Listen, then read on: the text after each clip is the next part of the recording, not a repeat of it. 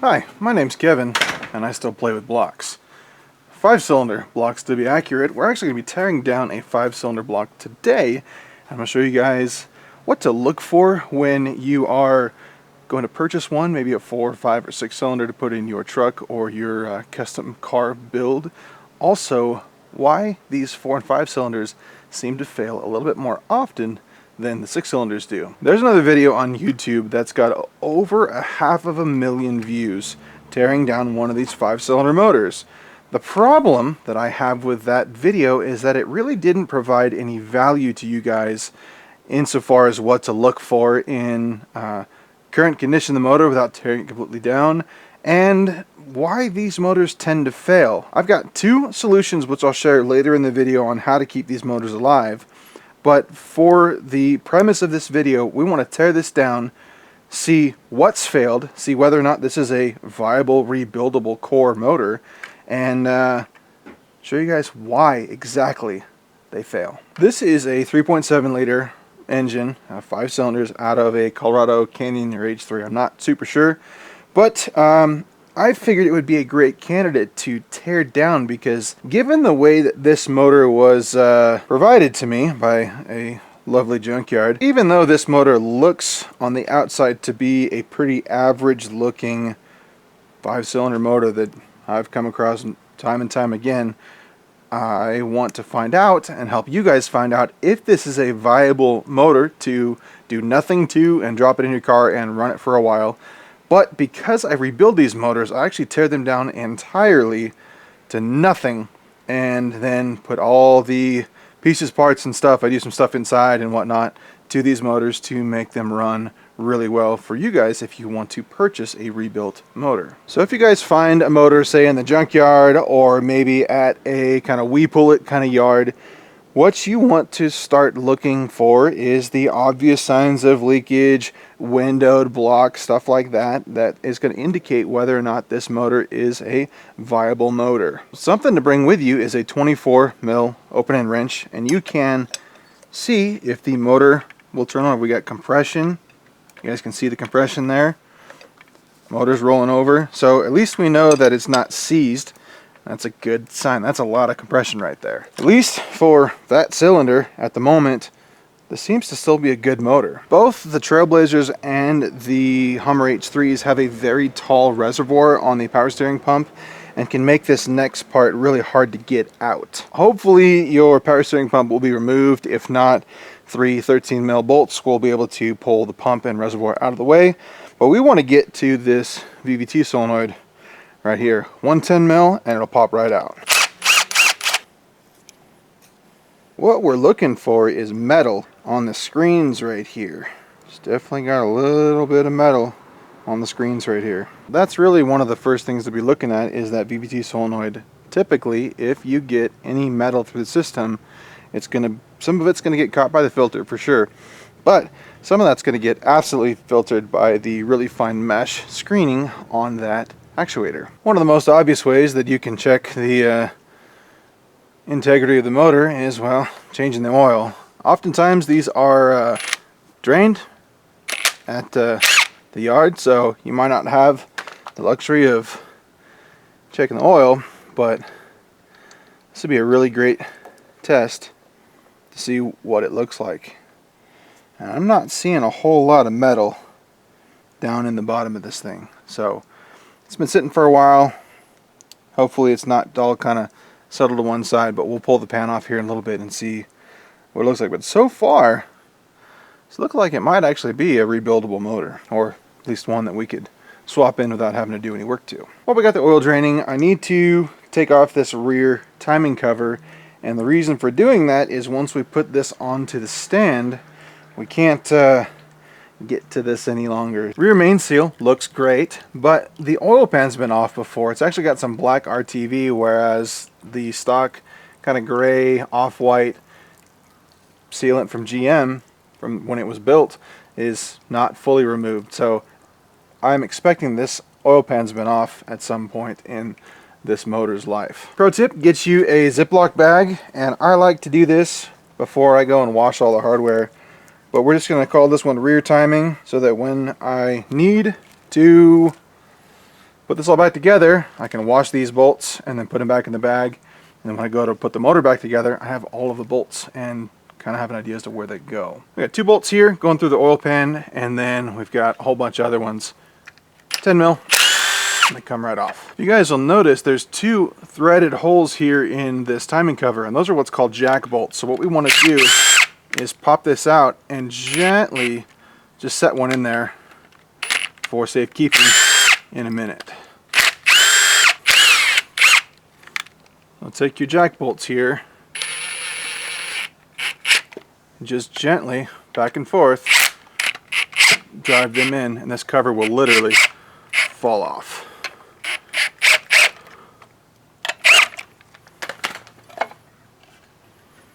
Look at that. This is our rear timing chain. These are the balance shafts that go through the side of the motor to kind of wobble back and forth against the wobble of the motor to make you feel as though it's not as wobbly. It's still wobbly, but it changes how you feel like it is. So I'm going to take the hardware and stuff off of here and put it all in my rear timing baggie. Pull this out from under the crankshaft, around the timing gears, and we'll throw all this away. We'll get these 2 balance shafts out of here real gently like.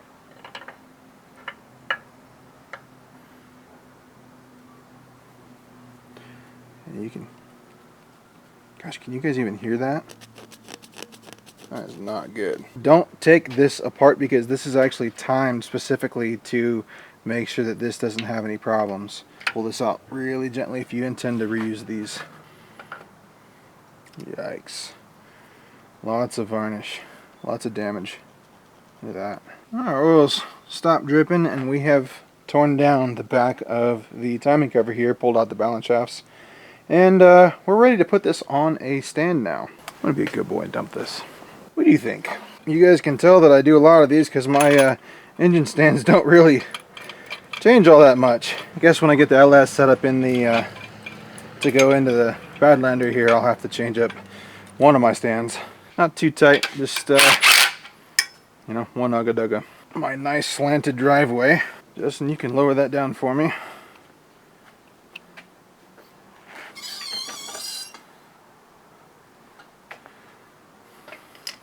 So typically I hook my chains under this and on the back bolt here and then on the front bolt here of the alternator bracket, and that seems to do pretty good for all 3 motors. I'm going to start tearing down some of the stuff that we really don't need, like the fuel rail, the lift bracket here, the AC lines and whatnot, and start getting some of this junk off of this motor so that we can actually tear it down properly. I'm kind of curious if this was a customer of mine. If it was, my little thermostat space is going to be inside of here. I'm just kidding. I actually put this in the motor to share with you guys how to not blow up your head gasket in a little short video I did a while back. So that was all me. But if you want to prevent your thermostat from your engine getting too hot on the dash, add my little spacer in there. Why do these motors fail? What causes these motors to fail? Well, literally right here. It's the intake side, the intake manifold side of the crankcase vent. The hole down inside there is only a few millimeters across, and then it immediately goes in a 90-degree elbow to the back of the intake manifold, and that is why it clogs.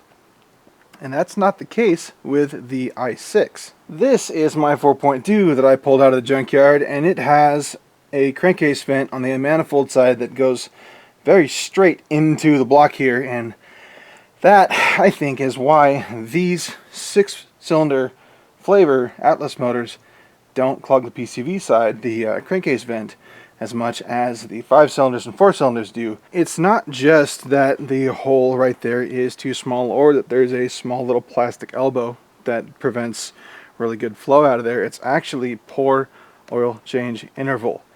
If you guys are not changing your oil or using good oil, the problem is going to be exacerbated, and a couple extra oil changes or a little bit better quality oil pales in comparison cost-wise to a rebuilt motor. A lot of guys use the wrong spark plugs when they do a tune-up, and you need to do iridiums, either Delco or some sort of high quality iridium plugs.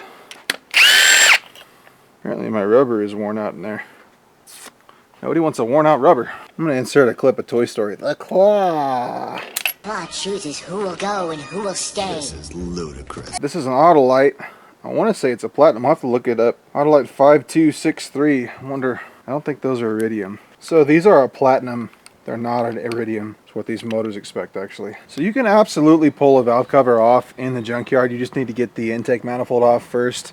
Typically, I use a couple extensions and some wobbles, and I can get to all, I think, 9 bolts on the intake manifold there. But a really great opportunity to check the integrity of this motor is to pull the intake manifold off and pull the valve cover off. Time! Ew. Nasty varnished. That's no good at all. So this is our valve cover, the underside of the PCV system. There's actually no valve, it's just a small orifice on the driver's side and a little bit bigger fresh air orifice on the passenger side. So oil vapor would be flopping around in here pretty good, and then your intake manifold would be sucking air from here under vacuum and pulling some of that out, and that hole right there is what clogs. And it must have been a relatively low mile motor with the tension, the timing chain being this tight, or the timing chain's been replaced, which is possibly why the oil pan was off, but honestly it doesn't look like it to me. I think this is the original timing chain. So this came out of a truck that I have no knowledge of mileage. I don't even remember what motor or what vehicle it was from. So all we know is that it is an 08 212 second gen-ish Atlas 3.7 liter.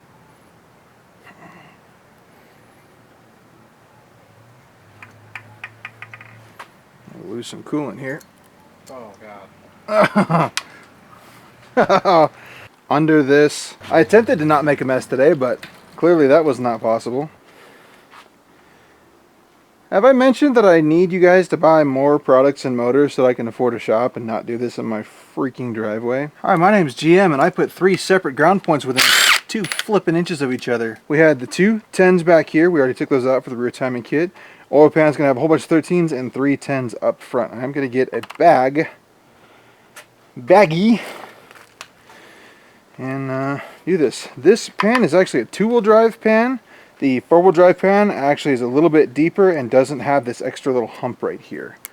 So just if you guys are looking at it. But if you guys decide to put this into another car, that's something to look for. Is the 2-wheel drive pan is a little bit lower, but it's got more kind of like steering rack clearance, whereas the 4-wheel drive pan is just a little bit shallower. They have the same capacity, but a little bit different. This oil pan, like the rear timing and front timing, both have jack bolts. So right here at the very rear, you're going to put one of these bolts there at the end, and you can actually pry the oil pan up. Look at a freaking washer under this bolt. Look at that. Like a penny? It's a washer. That's freaking sloppy. Goodness, yeah, we're not putting that in the baggie. Oh, I caught it. So here's the other jack bolt just in front of the dipstick hole, or the whatever hole that's for. I guess not the dipstick hole. But just thread this guy in here, and that'll lift it off. Jack bolt, pull our silicone, way too much black silicone. Don't use the jack bolts before you pull these 3 10s out. Please.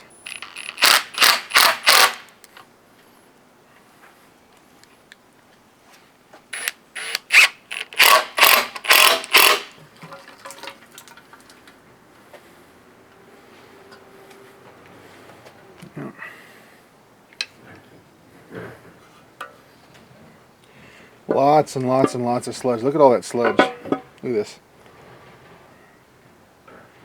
Ugh. Sludgy. I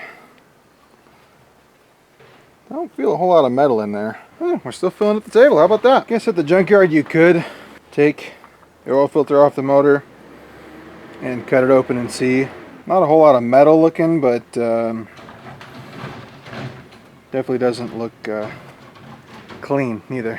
This bolt right here is the reason that you cannot get the timing cover off without pulling the oil pan. This one little freaking screw. I'm gonna flip this motor back over, hopefully not spill any more oil that's possibly left in this dang thing. Look at all that oil. This time it landed where it was supposed to. Yeah, maybe we should have just like actually drained the oil out of it the first time. What do you think? Don't try to use an impact. Don't try to use a breaker bar, even though I'm holding one. Use heat. This bolt here, this crank bolt, is got some sealant or some sort of thread lock down way down inside there, and we need to heat it up in order to get it out. I have done a bunch of these motors, and I'm telling you right now, this is the absolute best way that I found to get that bolt out of there. So we'll heat it up, and while we're letting it kind of heat soak, we'll take the lovely water pump off. Somebody's been into this. These bolts are not tight at all. I don't send my rebuilt motors with water pumps. Just something I don't do. So, but get a quality water pump when you guys go to rebuild your motor. Look at this thing. This water pump was freaking singing. It is possible that this truck was just junked because of maybe the rest of the condition, and possibly that this motor overheated. So when we get the head off, we should be able to see that, but I don't see any evidence of leaking, and I haven't seen too many guys ever have any legitimate overheating problems over time, but I know it's possible. I haven't really even seen any blown out head gaskets, but logically it would stand to reason that this is part of the cause of it, or could have just been failing, and that's just happened to be coincidental to why the motor's no longer in the truck. Yeah, see, this was gouging the back of the housing there big time. Metal all in here. This isn't going to contaminate the oil system at all, but this is not good. This pump was so bad that it was cutting the aluminum behind it. Wow, I'll get a video of that. Holy crap. That's where that pump was gouging into the housing there. Holy cow. I'll set a socket in the housing here. It should be good. But it's possible that it's just not enough heat either, so look at that. Hey, 24 mil. Still pretty hot. I'll have a link to this harmonic balancer puller in the comments or the description down below.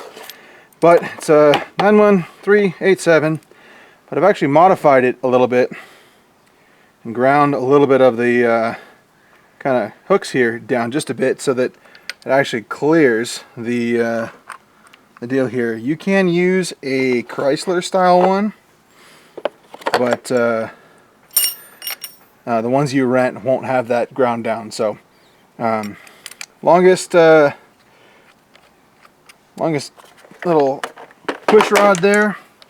The grinding helps clear the oil pump housing, and we'll get ourselves a little 3/4 here and get that thing busted out of there. Since I do a lot of these motors, I like to have the right tool for the job, and it makes it a lot easier to do this. Remember, I started a little baggie for the front timing cover from the oil pickup bolt here. Well, the front timing cover has, I think, like 3 or 4 different sizes of bolts, and you have to be mindful of where those go. And they're pretty different from the rest of the motor, so you want to make sure that you have the same bolts going back into the same area of the motor if you were to rebuild this. So this guy, and this guy are all different sizes from the other ones here. And so this guy's nice and long, this guy's nice and tiny. Yeah, somebody got in here with a timing kit. This is all black too. Look at that. So that's what I was saying, that silicone being around, that's kind of indicative of somebody getting into this motor with the oil pan being pulled off, and with the all this black silicone around the timing cover. Somebody probably put a timing kit in here a while back, it still looks pretty chowdered. I don't know if we can get this on the video here. You guys can see the wear on the leading edge here of the timing chain. Somebody got in here and tried to fix something, but obviously they didn't really do anything because the motor's no longer in the truck. So third one here, it's also another long one. The rest of these are all the same. You have a jack bolt right here and a jack bolt location right here.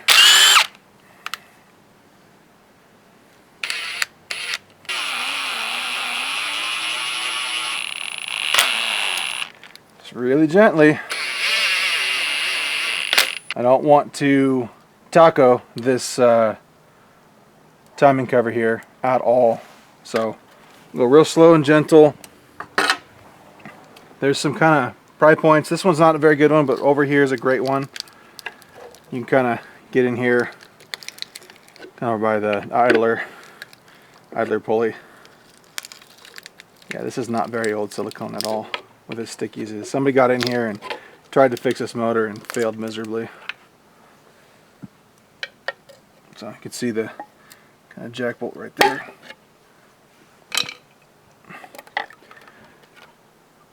Yucky.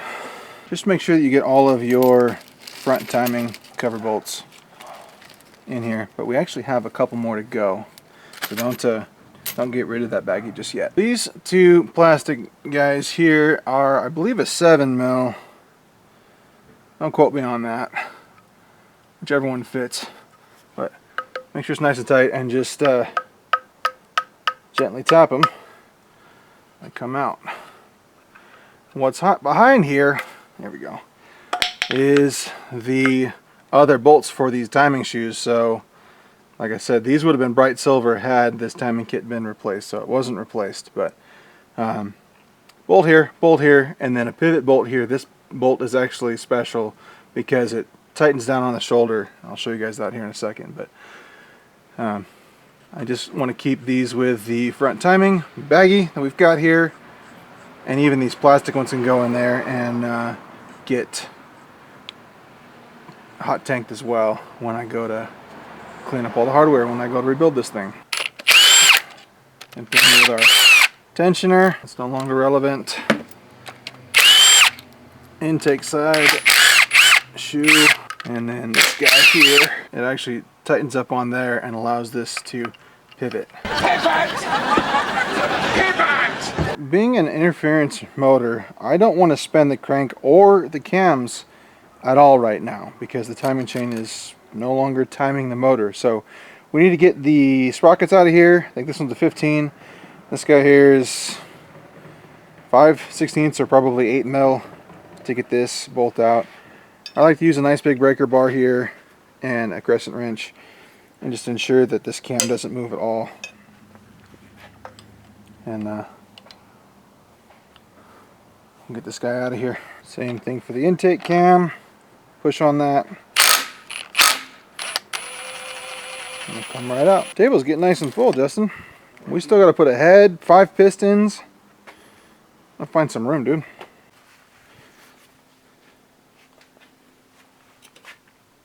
I'll get the cams pulled off here. I just like to crack these opposite, real gentle like. There is a specific order to put these back on, but I haven't, in my experience, had any issues gently taking it off this way. All these ones are labeled I for intake with the direction they face. They don't have replaceable bearings, like the other video said, but they can be, I'm sure, machined or welded. I actually screwed that up. Because these are marked, I don't have to worry about them, but I would like to get all the hardware out of there. It doesn't look horrible. But this one's kind of cool because it diverts oil into the camshaft and then into the variable valve timing here and here. Pretty freaking cool. So depending on where the oil's coming for the actuator, it tells the sprocket here to advance or retard. When I hot tank these motors, I get all the lifters out of here so that there's nothing in this head or block that would prevent that solvent from getting all the way through. That little roller's probably no good. But I want to make sure that this is as clean of a block to get cleaned, or when I clean it. The fact that these are sticking tells me that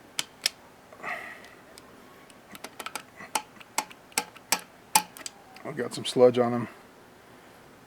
See, the whole backside's all gritty where they sit in the journal there. So I've got a little mod that I provide you guys, and that's the oil feed mod for the block. And I'm the only company in the world that offers a head balance line as well. And the reason that is you can see this passenger, or the driver's side here, lifters, this journal. Oop, I just pulled the freaking lifter all apart. Yeah, we definitely put new lifters in this truck. But this slide is a lot sludgier than the passenger side, and that's because the oil comes up through the block and fills this galley first.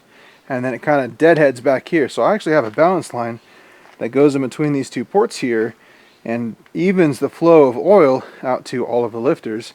And you no longer have these sludgy stuck lifters back here. These are bad. Now for the part that everybody's scared of, and that is breaking off head bolts in the block. I have had really good luck over the years of rebuilding these motors using a brass drift or a center punch here and shocking these bolts. So not super hard, but enough to shock them. I've used air hammers before, I've used all sorts of stuff, but the goal is to just shock the threads ever so slightly down inside the block. And that's why, ow, freaking hurt. That's why I like using the punch here, because you can kind of get the actual center of the bolt here, because inside of the drives is all concaved. There's actually 3 10 mils down here that I'm going to hit first. These 3 10 mils here are not very tight, and I don't want these to break as I remove all of these. And I'm just gonna. Can you guys? Do you guys see that? You watch any video, that doesn't happen. Usually these pop and click and bang and make you think they blew up. Like that. I'm not breaking it. It's not broken.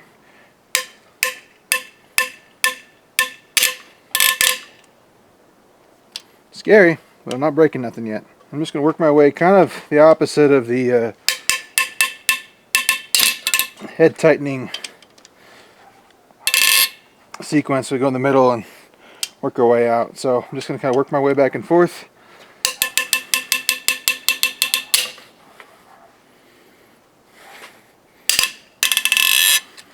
Oh, I broke my bolt there. So I did not break it. None of these are broken. Nothing is broken off in the head yet.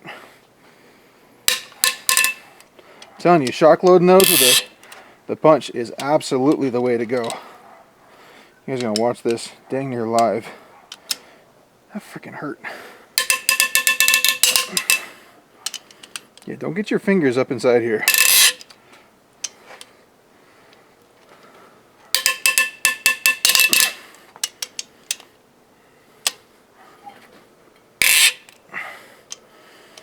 Four more. Am I going to break some? Nope.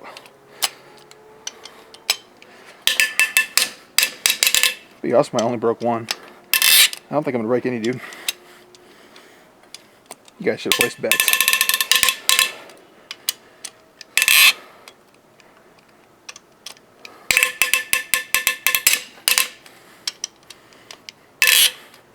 There you go. All 10. 12 actually, sorry.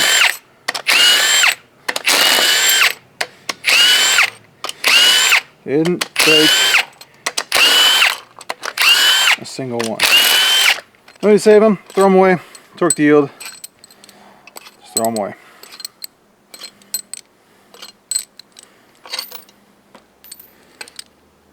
I wonder why that one had an extra. That's why that one came off. Must have been a head gasket. Must have been, because this is the second washer we found on this stupid motor. And that's why that first head bolt came out without making any noise. They reused the head bolt. That's why it's rusty. I'll show you guys. That's why it's rusty under here. Is this freaking zinc coated washer was under there. Must have had a head gasket issue. See? It's not always just the oil. Yeah. No broken bolts. Right. I'll lift this guy up. More washers. Look at this. I'm not kidding you guys. I'm finding zinc washers in the mix here. Unreal.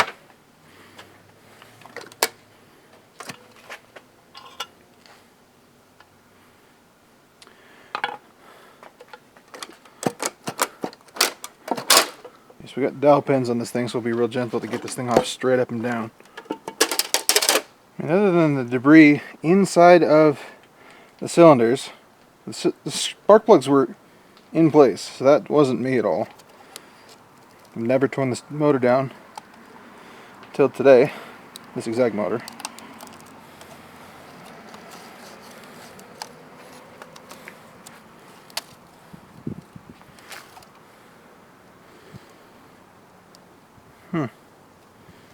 I don't see any obvious signs. Plus the oil was clean and the coolant was clean. So no telling why this thing was dumped, ripped out. Core motor. No idea. That's what's crazy is the coolant was clean. The oil was clean. They weren't contaminated. It didn't seem to be contaminated. And yet somebody was into the head with the freaking washers under the two washers under the head bolts, and then now all this black silicone in the front timing, and then it seems like nothing's been done. So kind of crazy that somebody took the time to get into this motor and then didn't fix anything. But it could be that's why this is no longer in the truck. So just like the head, I'm going to take the outer bolts out first and work my way into the center. These should be relatively similar but shouldn't be as scary. But they are still very tight.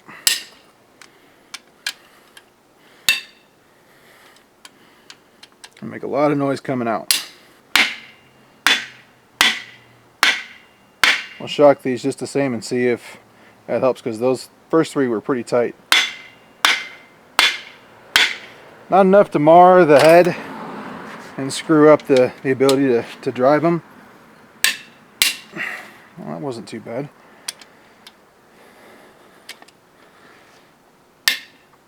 That was a lot easier, so maybe the shocking does help. I was trying to go 1/6 of a turn, not 1/4 of a turn.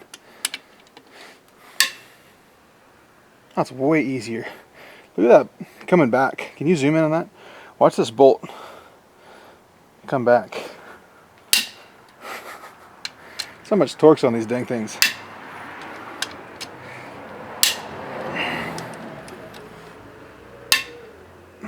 Look at that. Yeah, smacking them definitely makes it easier.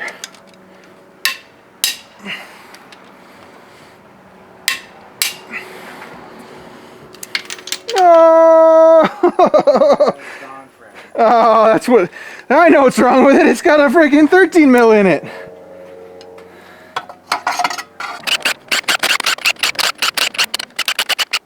There we go. God, oh, this is so crusty. You feel all the grit and whatnot. Look at this.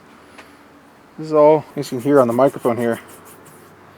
All the grit and sand and whatever else is going on there. Yikes. In order to turn this crank around really easy, we're just going to gun this guy in.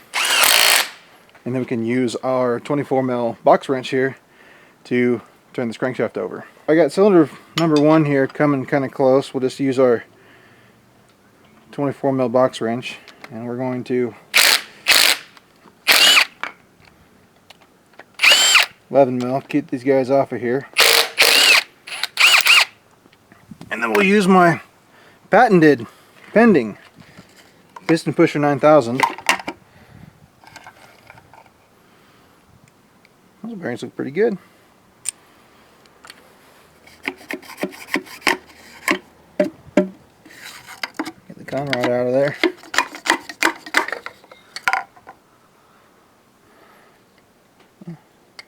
Cylinder 1 bearings don't feel too bad. Not a whole lot of rocking in there.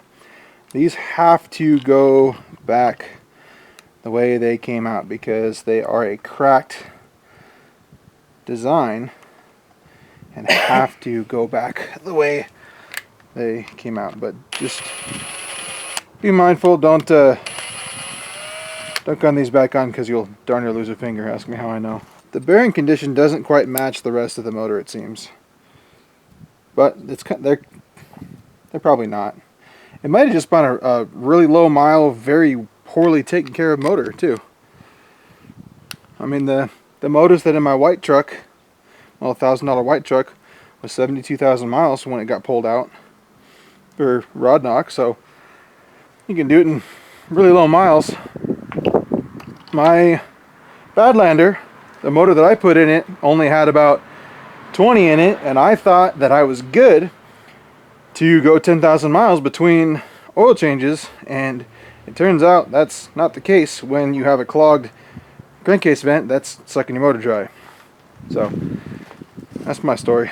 That bearing's not the greatest. You can hear it. I can hear it, yeah. Let's check our mains now. Yeah, see, like that metal right there. Big old bearing flick. But that was like smashed in between the grill. Same thing with this, that was smashed between the grill. So they might have, they might have replaced, rebearing this thing. It's very possible. They probably just did the mains. They don't look like the rest of the motor, or what I would expect for the rest of the motor to look like. See, look at all the stuff that's been like impregnated into, you can see like it starts there and like goes all the way around. But those mains didn't come out, the bolts on the grill didn't come out the same easiness as like the head bolts. Get the crank out of here.